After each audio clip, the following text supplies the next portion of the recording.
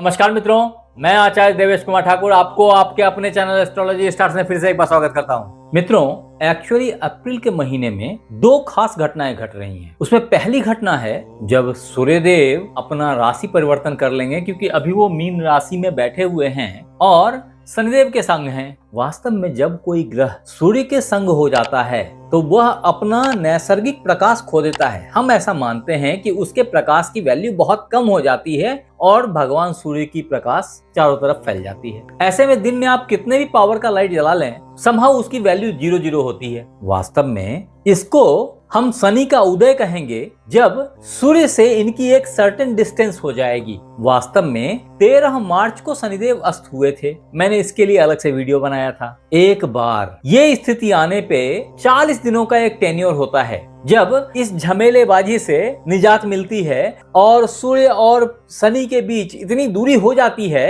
कि शनिदेव की अपनी प्रकाश वैल्यू रखने लग जाती है। इसको हम शनि का उदय कह सकते हैं। ये 40 दिन नहीं है, वास्तव में दृक पंचांग के हिसाब से 37 दिन का है इस बार। और ये घटनाक्रम 19 अप्रैल को घटित हो रही है। उससे 2 दिन पहले शनिदेव अपने ही नक्षत्र उत्तरा भाद्रपद के चतुर्थ चरण से संचरण करेंगे। इसके अलग प्रभाव होंगे। वास्तव में जो चतुर्थ चरण है उत्तरा भाद्रपद का, ये मीन राशि के नवमांश में गिरता है। यहाँ आपको ये समझनी चाहिए कि जो उत्तरा भाद्रपद नक्षत्र है ये सीरियसनेस का नक्षत्र है, ये गहराइयों की प्रतिनिधित्व करता है। ऐसे में व्यक्ति किसी कार्य को लेके या खासकर कहें अपने कार्य को लेके बड़ा ही प्रतिबद्ध, बड़ा ही सीरियस, सजग हो जाता है। वास्तव में ये घटना तुला राशि के 6ठे भाव में हो रही है जो कि मीन राशि है, और आपके पंचमेश चतुर्थेश का अस्त हो जाना, नींद में चले जाना तुला राशि वालों के प्राप्तियों को संकुचित करता था, लिमिटेड करता था। अब एक समय आया जब 2 तरह की घटनाएं साथ साथ होंगी।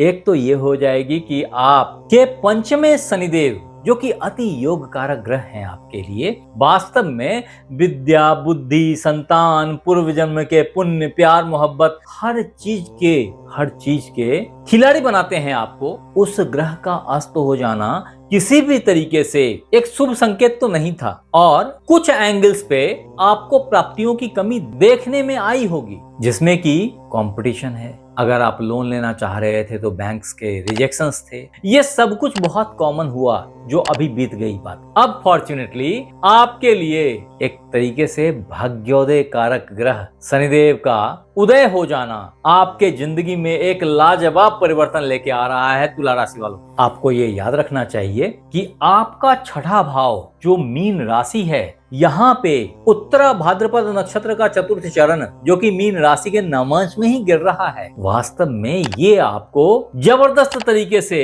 शत्रुओं पे विजय प्राप्त करने का टेक्निक दे रहा है। ये वो वक्त है जब आप किसी भी कंपटीशन में आगे निकल के आ जाएंगे। आपके दिमाग की वो पोर्शन खुल जाएगी जिससे कि आप किसी को भी आसानी से थ्रेट दे सकेंगे। ऐसे में आपके शत्रु अपने आप ही समाप्त हो जाएंगे।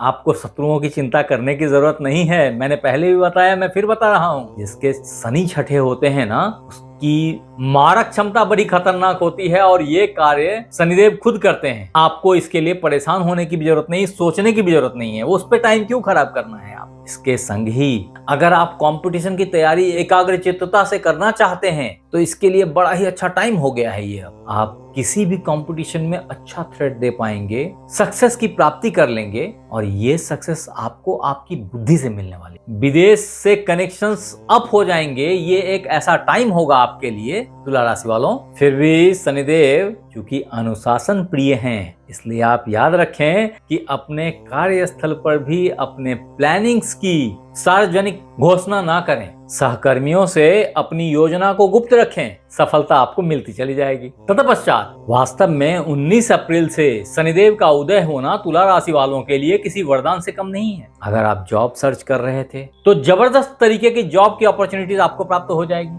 अगर आप लोन के लिए ट्राई कर रहे थे तो लाजवाब अवसर है आपके लिए। आपकी जिम्मेवारियां बढ़ रही हैं, लेकिन मैं हमेशा बोलता हूं कि बढ़ी हुई जिम्मेवारी बढ़ी हुई आमदनी के साथ आती है। अगर आप गौर करके इस हाउस को देखें तो यहाँ बैठे हुए शनिदेव, जो कि आपको याद रखना पड़ेगा कि शनिदेव जहाँ बैठते हैं उस भाव की क्षमता को बेहतर कर देते हैं, वहां की सिचुएशन को अच्छा कर देते हैं। यहाँ बैठे हुए शनिदेव जहाँ आपके छठे भाव की स्थिति को बेहतर करेंगे, आपके स्वास्थ्य में भी सुधार लेके आने की कोशिश कर रहे हैं। ऐसे में कुछ परेशानियां छोड़ के, जैसे कि नींद की इश्यूज अगर आपके साथ में थी तो आपको ध्यान करने की जरूरत है। एक्चुअली यहाँ बैठे शनिदेव की 3 दृष्टियां होती हैं, जिसमें पहली दृष्टि आपके अष्टम भाव पे पड़ती है। ये अष्टम भाव गूढ़ ज्ञान का भाव है, ट्रांसफॉर्मेशन का भाव है, रुकावट का भाव है, पैतृक संपत्ति का भाव है और ससुराली संपत्ति का भाव है। मिला जुला करके कहूं तो यहाँ बैठे हुए शनिदेव अपनी पूर्ण तृतीय दृष्टि से जब इस जगह को देखेंगे तो इन सब चीजों में कुछ बाधाओं संग आपको सफलता की प्राप्ति हो जाएगी। वो मित्र बंधु जो अकल्ट की नॉलेज चाह रहे थे, ज्योतिष सीखना चाह रहे थे, हस्तरेखा सीखना चाह रहे थे या डेटा एनालिटिक्स के कोर्स करना चाह रहे थे, इन सब के लिए बड़ा ही उत्तम टाइम है ये। रिसर्च के लिए इससे अच्छी अपॉर्चुनिटीज आपको शायद ही मिल पाए। तदोपरांत यहाँ बैठे शनिदेव अपनी द्वितीय पूर्ण सप्तम दृष्टि से आपके द्वादश भाव को देख रहे हैं और ऐसे में फॉरेन रिलेशंस को एस्टैब्लिश करेंगे, फॉरेन कम्युनिकेशंस आपकी बेहतर हो जाएगी। फिर भी मैं ये जरूर कहूंगा कि स्वास्थ्य के प्रति स्पेशल केयर बनाए रखें, अदरवाइज खुद के लिए नहीं तो किसी कलीग के लिए, पड़ोसी के लिए हॉस्पिटल के चक्कर कटवा देंगे, ऐसा संभव है।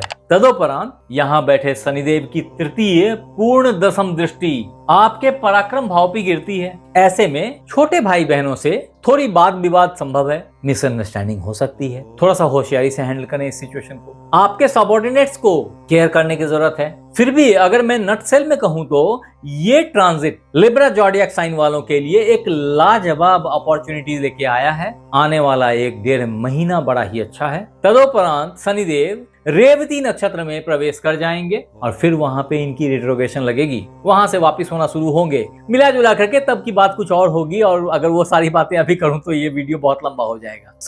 अगर नटशेल में बात करूं तो ये टाइम फ्रेम जहां आपके पुराने बीमारियों से निजात पाने का एक अच्छा अपॉर्चुनिटी देगा, आपको एक अच्छी जॉब की अच्छी अपॉर्चुनिटी देगा, आप किसी भी तरह के कंपटीशन में अव्वल आएंगे। अगर आप लोन लेना चाह रहे थे तो आपको सस्ते रेट पे, बेहतर रेट पे लोन मिल जाएगा। फिर भी अगर आप कभी किसी तरह की दिक्कत का एहसास करें, जितनी बातें बताई मैंने इन चीजों में, तो आपके लिए कुछ रामबाण उपाय हैं, जिसमें पहला है कि हनुमान चालीसा का पाठ किसी भी शनिवार से नित्य किया करें। आपके लिए दूसरा उपाय है, जो अगर हनुमान चालीसा से संबंध नहीं हो रहा तो आपने सुंदरकांड का पाठ करना चाहिए। तदोपरांत आपके लिए जो तीसरा इंपॉर्टेंट उपाय है वो है किसी सफाई कर्मचारी को कुछ खुले सिक्के दे दिया करें। ऐसा देने से जिस जॉब की प्राप्ति आप करना चाह रहे थे वो फटाफट में हो जाएगी। आपके लिए जो रामबाण रत्न है वो है एक अच्छा नीलम। आपने आपकी मध्यमा अंगुली में किसी सोमवार को धारण करना चाहिए। हालांकि आपको याद रखना चाहिए कि मैं रत्न पहनने की सलाह बिना कुंडली देखे कभी भी नहीं देता। हाँ, आपके लिए जो प्रो टिप्स है वो ये है कि खर्चे से सावधान रहें, खर्चे से बचें, क्योंकि यहाँ बैठे शनिदेव